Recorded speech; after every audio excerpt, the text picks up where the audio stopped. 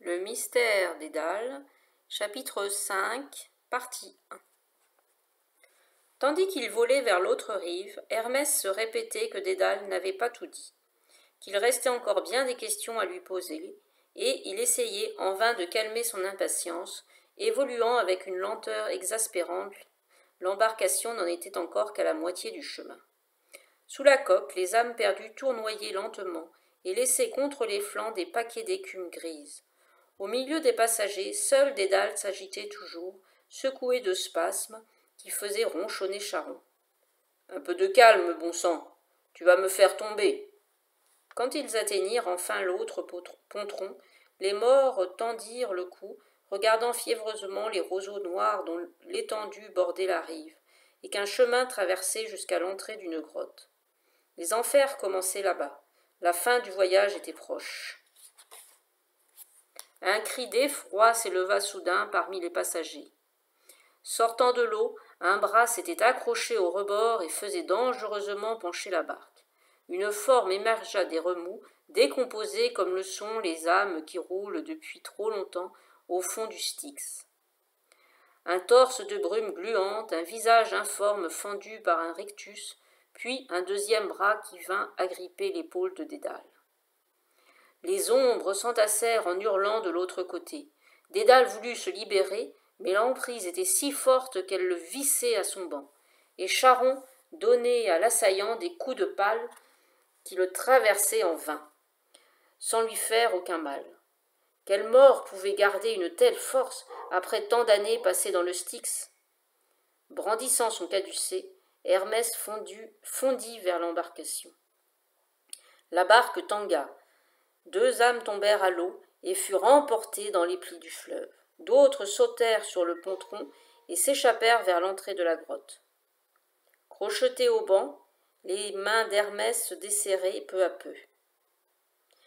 Il allait basculer lui aussi. Hermès se jeta sur son agresseur, et tandis que les orvets mordaient à pleine gueule, le caducée s'enfonça dans la poitrine de Brume. Aussitôt tout se dissipa. La main lâcha Dédale, la tête s'effilocha, et le mort ne fut qu'un long ruissellement de brume qui se mêla au Styx et disparut dans les courants. La barque se stabilisa. Charon retrouva l'équilibre tant bien que mal, et Dédale sauta sur la terre ferme, fuyant à toutes jambes vers la grotte où il se joignit aux autres ombres. Hermès le prit en charge. Mais au moment où il voulut franchir lui aussi l'entrée de la caverne, une forme massive s'ébroua en poussant un aboiement sauvage. « Cerbère !» s'exclama Hermès en s'arrêtant net. « Je l'avais oublié, celui-là. » 3 coups, 3 museaux, aux narines frémissantes se tendirent, cachés dans l'ombre.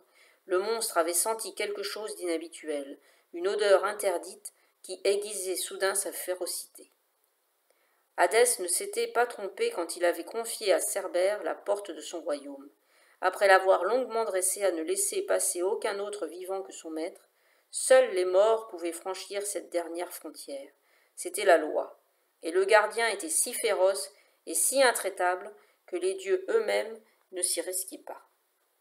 Mais il en fallait davantage pour déjouer l'habileté d'Hermès.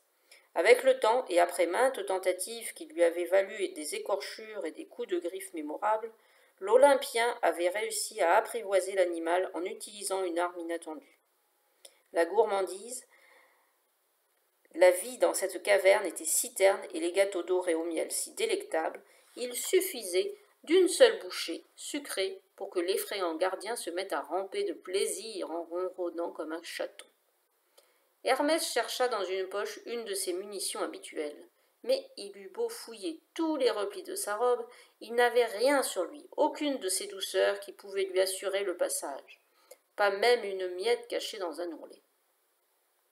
Il s'approcha alors prudemment de l'énorme chien, les paumes ouvertes. « Désolé, Cerbère, mes mains sont vides aujourd'hui, mais je reste ton fournisseur officiel de pâtisserie, n'est-ce pas ? Et je te promets double ration à la prochaine visite. » 6 yeux s'enflammèrent dans la pénombre et les têtes du monstre apparurent, dissuadant Hermès de faire un pas de plus. Le museau gris d'un coyote, la gueule ricanante d'une hyène, et au milieu de ces deux-là, plus terrible encore, le crâne d'un chacal hérissé de serpent. Rattachés au même cou, toutes 3 passaient sur leurs énormes canines une langue noire et desséchée, avide de pourriture et de sucre. Le caducée ne servirait à rien. Il fallait forcer le passage, sans lui laisser le temps d'attaquer. Hermès fit vibrer ses ailes et fonça entre les pattes de Cerbère. Vrillant son corps, il se faufila sous le portail et sentit derrière lui un aboiement de dépit. La tête de Coyote s'entortilla, claqua des mâchoires pour tenter de lui attraper une jambe. La hyène poussa des hurlements hystériques. Il donna du talon pour hâter ses ailes, mais alors qu'il allait s'échapper, la queue du Cerbère surgit en sifflant devant lui. 3 cobras striés de noir y étaient accrochés, les crocs en avant. D'un violent coup d'épaule, il dévia sa course pour les éviter et, perdant brutalement l'équilibre, il s'écroula contre un mur de la caverne. Les cobras s'allongèrent dans sa direction, prêts à mordre. Le caducée était tombé à terre, hors de portée. Hermès n'avait plus que ses mains pour se défendre et parer l'attaque des reptiles. Tâtant désespérément le sol et la paroi dans son dos, il chercha une pierre à lancer, une anfractuosité dans laquelle se faufiler. Mais il était trop tard. Une goutte de venin gicla sur son avant-bras, laissant sur sa peau le frisson brûlant d'un acide. Il s'accroupit, prêt à bondir de côté au moment où les serpents plongeraient vers lui, même s'il savait d'avance qu'il ne serait pas assez rapide pour les éviter. « Mais que se passe-t-il ici, sacrevent » fit une voix dans la caverne. Les cobras se raidirent. Hermès plissa les yeux, 2 silhouettes s'avançaient vers lui, indifférentes au danger. La robe dont la première était drapée avec une teinte mauve qui ne passait pas inaperçue dans l'obscurité de la grotte. C'était Hadès. D'une pichenette, le roi des enfers obligea les cobras à reculer et il alla se frotter à Cerbère en émettant des gloussements aigus. Les aboiements cessèrent. « Oh, mon grand chien, mon amour de fourrure, voilà donc ce qui te manquait, les caresses de ton papa. » Les yeux révulsés de plaisir, Cerbère commença en effet à s'allonger, les pattes en rond. Sa queue de serpent battit 2 ou 3 fois et, poussant un dernier soupir de satisfaction, il s'assoupit, la langue pendante.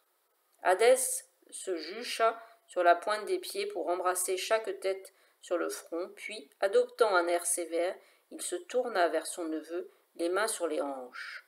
« Ne me dis pas que tu essayais de lui faire du mal ? J'ai plutôt l'impression que c'est lui qui me voulait du mal, non ?» Hadès leva les yeux au ciel. « Allons, neveu, ce n'est qu'une grosse peluche inoffensive, il suffit de le traiter avec la douceur qu'il mérite. » Hermès hocha la tête. Mieux valait donner raison à son oncle et couper court à la leçon de morale. Près d'eux, les morts avaient repris leur entrée dans la grotte, longeant le mur le plus possible, osant à peine jeter un coup d'œil à Cerbère endormi, et dont les museaux frémissaient encore, dérangés par l'odeur d'Hermès. « J'ai besoin de toi, mon oncle. » Oubliant aussitôt sa contrariété, Hadès gonfla la poitrine avec fierté. « Mon aide, vraiment ? Oh, c'est si rare. Dis-moi vite ce que je peux faire pour toi. » En quelques mots, Hermès fit un résumé des derniers événements et son oncle adressa un claquement de doigts au serviteur obscur qui l'escortait en silence, à demi caché sous sa capuche, et qui partit au signal de son maître. « Il va vite, dit Hadès avec un clin d'œil. S'il ne parvient pas à mettre la main sur Dédale, personne ne le peut. » L'ombre d'une ride glissa sur son front. « Mais tout de même, je n'ai jamais entendu une chose pareille. La barque de Charon prise d'assaut par une âme perdue ? Et curieusement, c'est à Dédale seule qu'elle avait l'air d'en vouloir, comme si elle n'avait attendu que lui dans les eaux du Styx, où elle roulait depuis des années.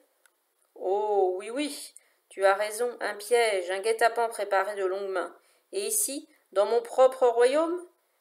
Mais qui aurait pu ? Et pourquoi vouloir la tirer dans le Styx ? Il se serra contre Cerbère en frissonnant, et brutalement, comme s'il était déjà passé à une autre idée, il fut saisi d'un fou rire qui lui fit monter les larmes aux yeux. « Eh, Charon, il ne devait pas emmener large, ce vieil avare. Oui, il luttait d'une main avec sa rame, mais de l'autre, il ne lâchait pas sa bourse. Hi hi hi. Vraiment, il est impayable. Cette histoire me rappelle une devinette que j'ai inventée autrefois. Une de mes meilleures. Ah, il faudra un jour que j'écrive un recueil de toutes ces énigmes.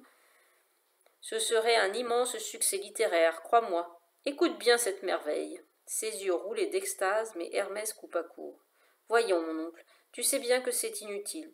Aucune de tes devinettes n'a jamais réussi à me prendre en défaut.